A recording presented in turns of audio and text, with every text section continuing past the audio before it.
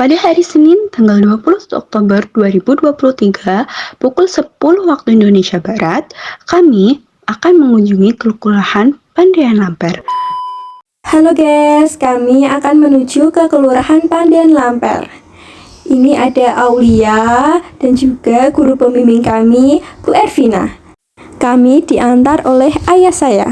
Sedangkan 4 teman kami yang lainnya menaiki gokar. Kelurahan Pandian Lamper berada di Jalan Padepokan Raya nomor 1, Kota Semarang, Provinsi Jawa Tengah. Ini dia perjalanan kami menuju ke Kelurahan Pandian Lamper. Kelurahan Pandian Lamper berada di kawasan perumahan dan ada juga sekolah, sehingga terdapat siswi SD yang sedang pulang sekolah menaiki sepedanya.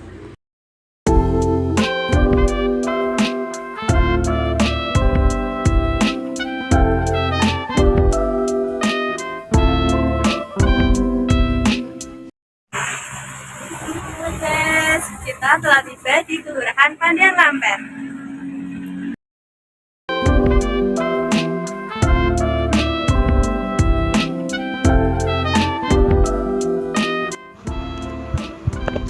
Nah, di sini kami akan segera memasuki gedung kelurahan.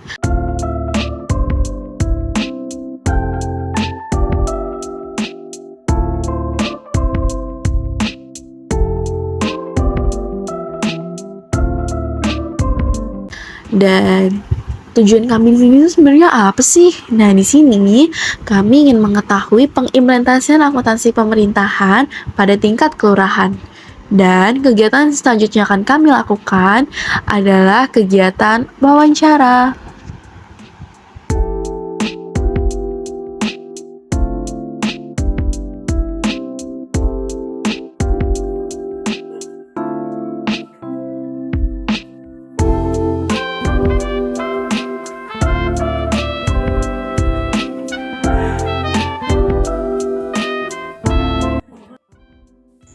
Dan ini merupakan waktu menunjukkan surat tugas untuk melakukan observasi ke kelurahan dari sekolah untuk ditandatangani oleh pegawai kelurahan.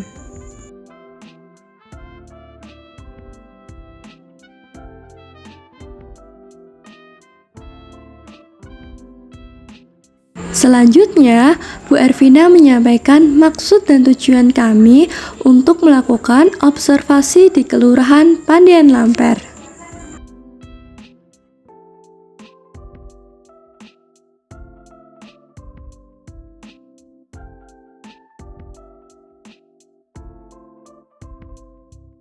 Selamat pagi Bu Amalia, perkenalkan kami dari SMK Negeri 9 Semarang, jurusan Akuntansi Keuangan Lembaga. Di sini kami ingin melakukan wawancara dengan Bu Amalia selaku bendahara Kelurahan Pandian Lamper untuk mendapatkan ilmu praktik langsung mengenai akuntansi pemerintahan. Selain itu, kegiatan ini merupakan bentuk proyek sekolah kami. Metode apa yang digunakan dalam pembukuan di kelurahan? Metode di kelurahan itu metode cash basis. Jadi setelah kegiatan itu terlaksana, SPJ-nya sudah terkumpul lengkap, baru dari kelurahan mencairkan dana tersebut. Jadinya dicatat saat kelurahan mentransfer dana itu, sehingga metode yang digunakan cash basis. Baik, selanjutnya. Apakah penerapan akuntansi keuangan pada kantor kelurahan Pandian Lamper telah sesuai dengan prinsip-prinsip standar akuntansi pemerintah atau SAP? Iya. Pengelolaan keuangan di kelurahan pembukuannya sudah sesuai dengan peraturan pemerintah nomor 12 tahun 2019 mengenai pengelolaan keuangan daerah, dan juga setiap tahunnya sudah disesuaikan dengan peraturan wali kota terbaru terkait dengan standar harganya SPSN. Untuk nama-nama akun yang digunakan untuk pencatatan keuangan dan penambahannya itu gimana ya? Kelurahan itu kan hanya ada pengeluaran kas, jadinya untuk akun yang digunakan itu hanya ada akun belanja yang terdiri dari belanja barang, jasa, dan belanja modal. Selanjutnya itu bagaimana peran perangkat kelurahan dalam menerapkan prinsip akuntabilitas dalam pertanggungjawaban anggaran desa. Itu kelurahan itu melaksanakan kegiatannya sesuai dengan yang sudah dianggarkan di tahun sebelumnya, dan kegiatan itu di SPT-kan sesuai dengan peraturan, kelengkapannya itu sudah lengkap dan diarsip dengan baik. Kalau untuk dokumen sumber yang digunakan biasanya itu dalam penerapan kas atau pengeluaran kas biasanya apa? Dokumen sumber yang digunakan untuk mencairkan dana itu kan sesuai dengan dokumen perencanaan anggaran yang sudah dianggarkan tahun sebelumnya dan disahkan itu biasanya awal tahun. Dan itu biasanya kelurahan itu membuat SPP dan SPM, dan setelah itu terbit SP2D. Kalau sudah terbit SP2D itu kan sudah cair dananya, dan itu baru ditransfer sesuai dengan SPD yang udah ada dan baru dicetak. Dokumen sumbernya itu dari SP2D, terus SPD yang sudah. Jadi biasanya alurnya itu dari pusatnya dulu untuk pengesahan. Kalau untuk kan uang dari pemerintah, kan ini kan pasti dapat uang dari pemerintah ya Bu. Iya.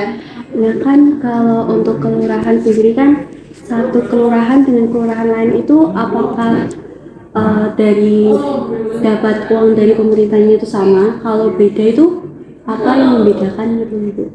Oh, kalau untuk operasionalnya itu kelurahan, kalau di Kecamatan Diamsari ya, Iya. itu sama.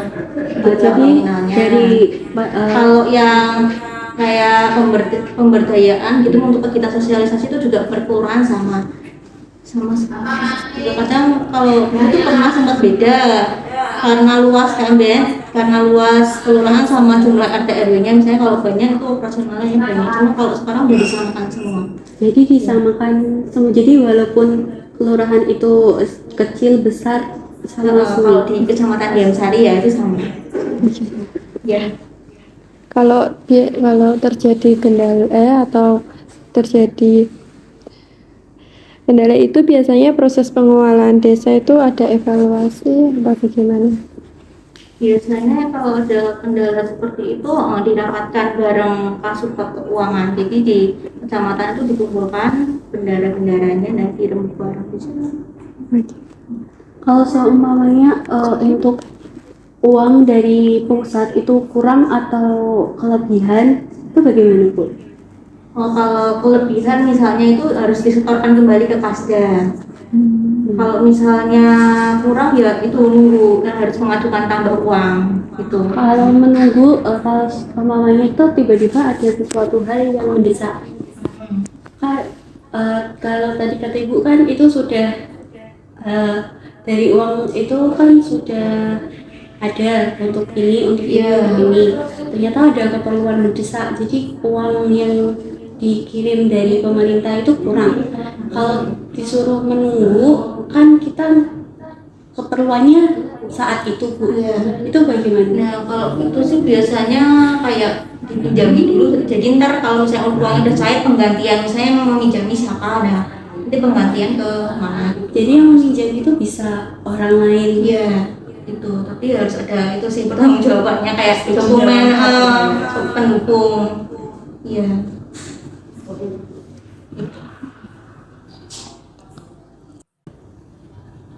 Penomoran.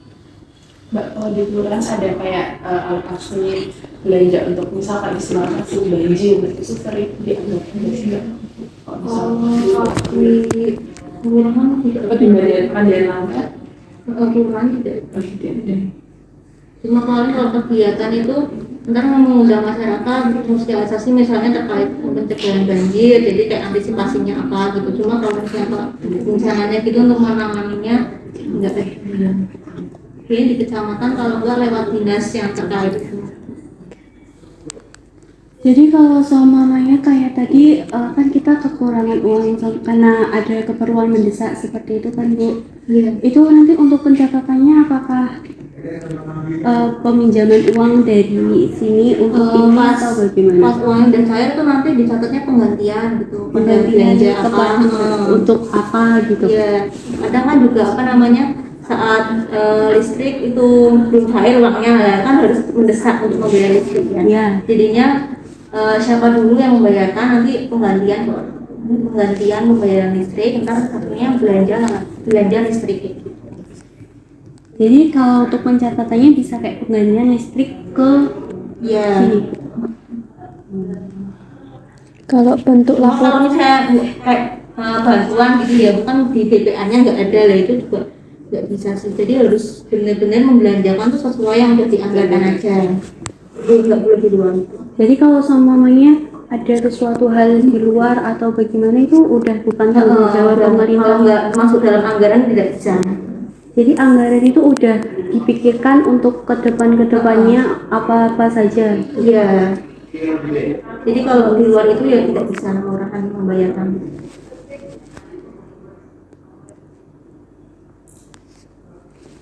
Dalam proses perencanaan, apakah pernah mengalami kesulitan?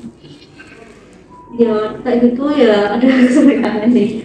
Ada kan misalnya kayak harga-harga gitu kan nggak sesuai apa namanya, Tiba-tiba naik. naik gitu kan ya harus disesuaikan, itu sih kuantitasnya aja sesuai dengan anggaran juga.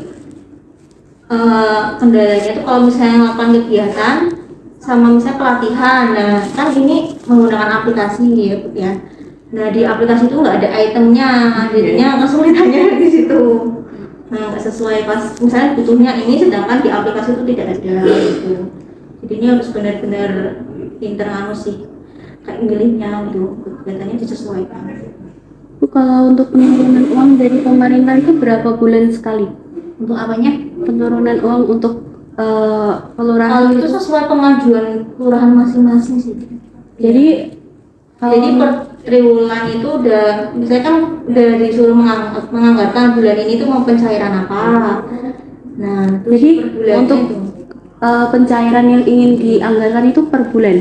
Iya, per Kalau bulan. uang turunnya itu juga per bulan juga. Biasanya kita misalnya mengajukan minggu ini hari Senin, ntar beberapa hari itu udah sih. Kalau dokumennya lengkap langsung diproses, langsung beberapa hari kemudian cair. Iya, jadi kalau misalnya nggak pengajuan ya uangnya nggak turun, harus mengajukan. Nanti harus ada kegiatan dulu baru uangnya cair. Iya. Harus ada kegiatan dulu. Jadi kegiatannya dilakukan dulu baru uangnya datang. Iya. Kalau kegiatan yang dulu dilakukan dulu, uang untuk kegiatan tersebut bagaimana Bu? Ya itu kayak penggalian gitu. Jadi masih tetap meminjam yang lain terlebih. Harus SPT-nya lengkap ya.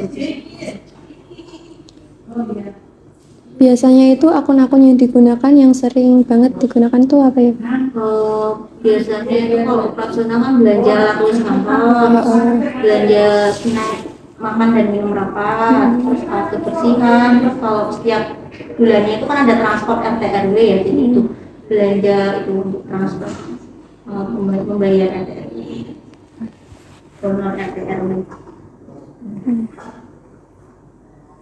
Kalau bentuk laporan keuangannya itu biasanya pakai yang real atau yang gimana? Bentuk yang gimana nya? Ya kan ada laporan yang berbagai bentuk. Nah bentuknya tuh ada yang real, ada yang nominal. Nah itu Bentuknya ya lengkap sama itu. gitu. Ya banyak sih kan laporan, kan juga melaporkan setiap bulannya itu kan ada banyak. Ada SPC, ada LPC, register, tanda bukti kas keluar.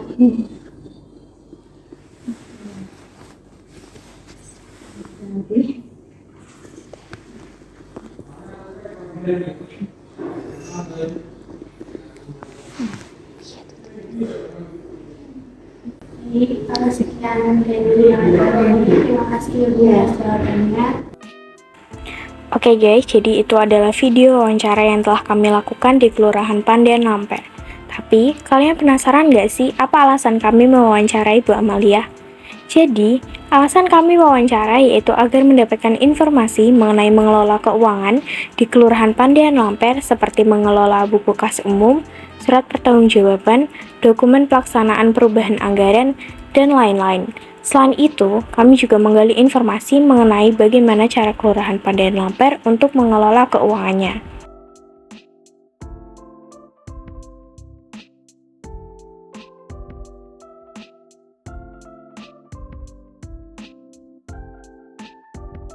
Akhirnya kita pulang. Sumpah rasanya seneng banget karena itu tuh first time-nya kita ngerasain wawancara ke kelurahannya langsung. Terima kasih, kita sudah selesai ke Kelurahan Pandian Lamper.